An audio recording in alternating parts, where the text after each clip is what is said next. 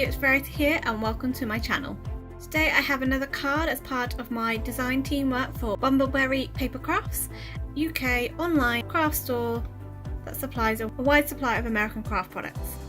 Today's cards feature a sentiment spotlight theme where I'm using sentiments to create an interest to the card, highlighting the sentiment a bit more with a few different techniques.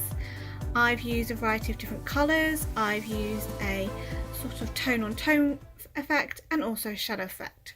So I'm using an older stamp set from Honeybee Stamps. This is the Hello Gorgeous stamp set. I think it was released in 2016. And I'm using a couple of the big sentiments from this stamp set, as well as the Alt New Birthday Builder stamp set. And I chose a couple of happy birthday stamp sets from that stamp. Okay, to start off my first card, I'm taking the Thanks from the Honeybee stamp set and positioning it onto some white card in my stamping platform. And then I'm using the Alt New Crisp Dye Ink Sapphire to stamp my first sentiment onto the card. Now I positioned this about 2/3 of the way up the card and I'm using quite a dark colour. Now I hadn't used this stamp before and I hadn't conditioned it. And as you can see, when I inked it up, it's quite splotchy because it's brand new. Now I'm going to show you later on the difference of when I conditioned my stamp with another sentiment from that stamp set, the difference it makes. So I stamped that several times just to get a really good coverage and a dark colour, and then I cleaned it off with some Gina K stamp cleaner, which cleaned the stamp really well. Because I planned to use a light colour next, the stamp needed to be really clean and it worked well, wonders. The next colour I'm using is Arctic from Alt New. This is a lovely soft blue. It's a gorgeous colour. And I'm just moving my cardstock up ever so slightly each time, just so that I can stamp the sentiment again just beneath. I did also move it so I could stamp at the top as well. For my second card, I'm using the Hello from the Hello Gorgeous stamp set from Honeybees. And this stamp, I'm showing you how I'm conditioning it to get a really good print. So I'm just using my rubber and really rubbing all over the stamp just to get, it will start to look a bit cloudy. Then, once I've done this, I'm just rubbing it with the fibre cloth, and then I decide to use a little bit of that Gina K stamp cleaner and just cleaning off the rubber.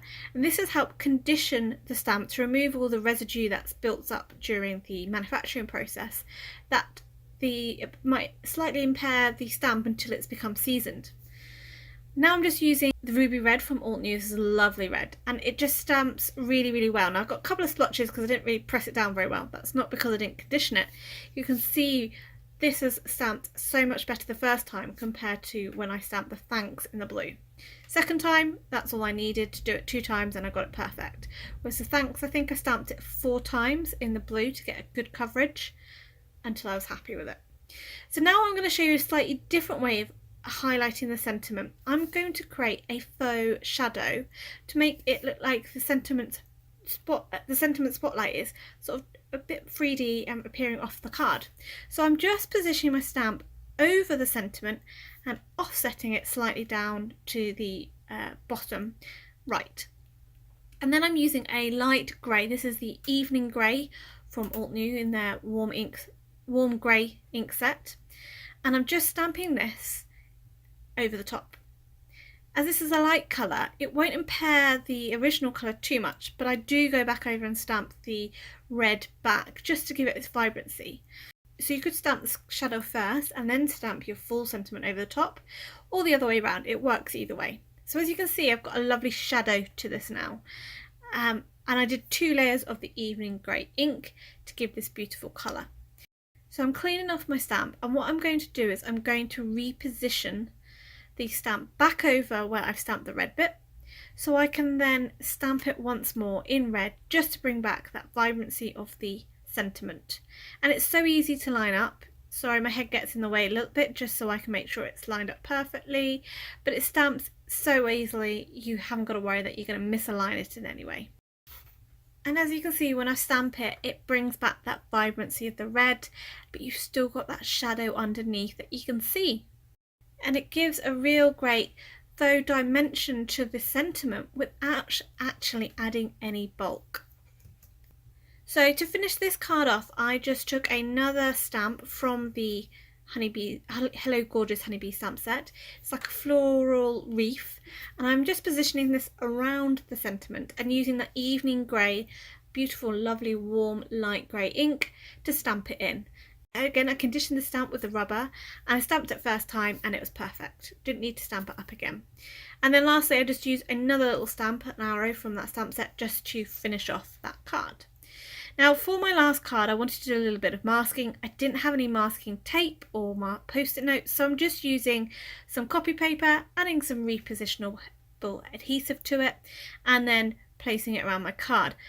I cut my strips a little bit wider than they actually needed to be, so I'm just using my grid mat, lining up the card so it's straight along the lines of my grid mat, and then positioning the paper over the top, using the grid lines again to line up to make sure that's straight, and just using 2 down. Now I'm using 2 of the sentiments stamps from the Alt New Birthday Builder stamp set, but for the sort of main bulk of the book card I'm just using 1 sentiment, the birthday. I love the pattern of this birthday sentiment. I thought it would be great for kind of a masculine happy birthday card, and I'm just stamping this off initially in some Skylight ink by Catherine Pooler, and then I'm just moving the card up a little bit and stamping it again using Aquatini by Catherine Pooler next, and stamping this a couple of times just to get a good impression, each time cleaning the ink off. Then I'm using All That Jazz. It's a lovely colour, I love this colour. So I'm getting a bit more of a ombre effect really, just changing the colours as they go down. And I'm using Daydream by Catherine Pooler again. These inks stamp brilliantly well, you only need to stamp them once. Then I'm using Juniper Mist, each time just moving the cardstock up slightly, bringing the stamp platform back over just to check I've got enough space. Then I'm using Something Borrowed. Now this was quite bright blue, so I just added some Juniper Mist over the top and blotted it off with some of my copy paper just to dull that Juniper Mist down, just to change the colour slightly, so it's not going from a very sort of lovely indigo dark blue to a bright blue.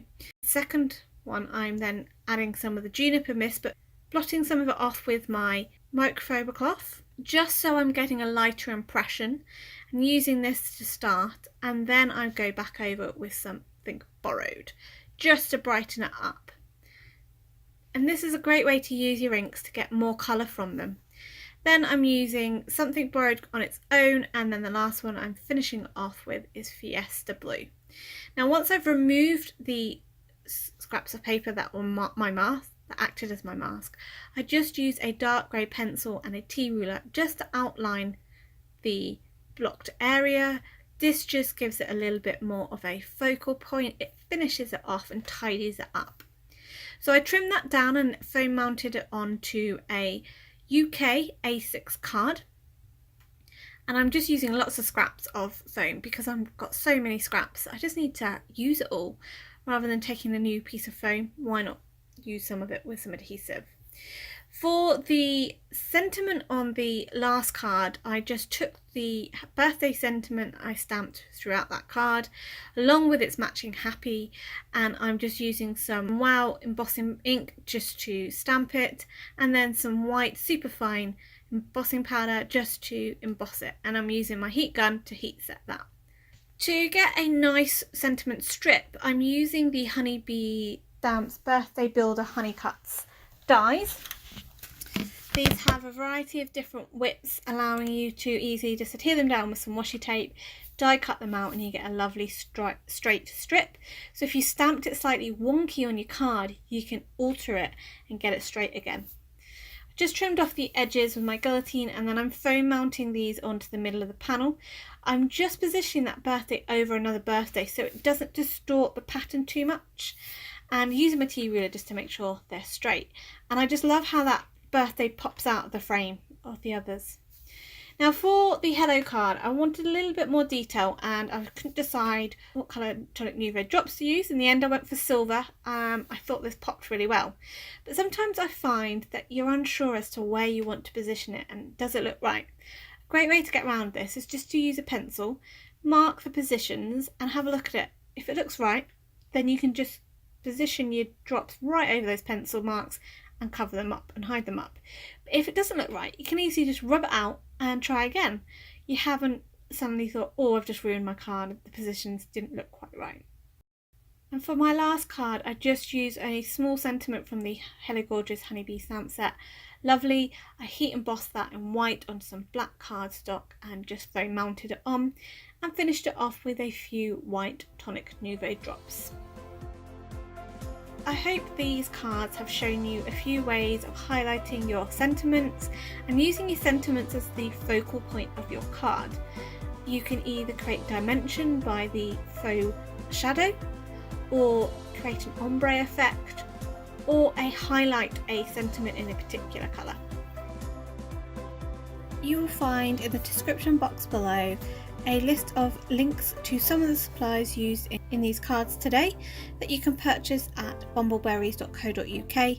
These are not affiliate links, but I am given some of the products to design with as part of the design team. I hope you enjoyed today's video. If so, why not think about subscribing to my channel and hit that bell icon so you can be notified when my next video is up. If you enjoyed this project, why not check out this other video where I step up die cut sentiments and embellishments on a simple no stamping card. Until next time, happy crafting!